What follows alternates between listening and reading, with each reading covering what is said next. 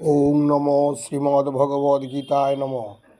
দ্বিতীয় অধ্যায় সাংখ্যযোগ। শ্রী ভগবান বাচ।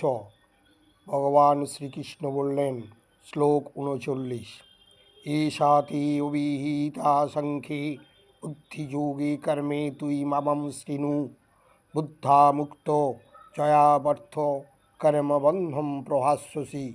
অর্থাৎ, হে পার্থ, আমি তোমাকে সাংখ্যযোগের কথা বললাম।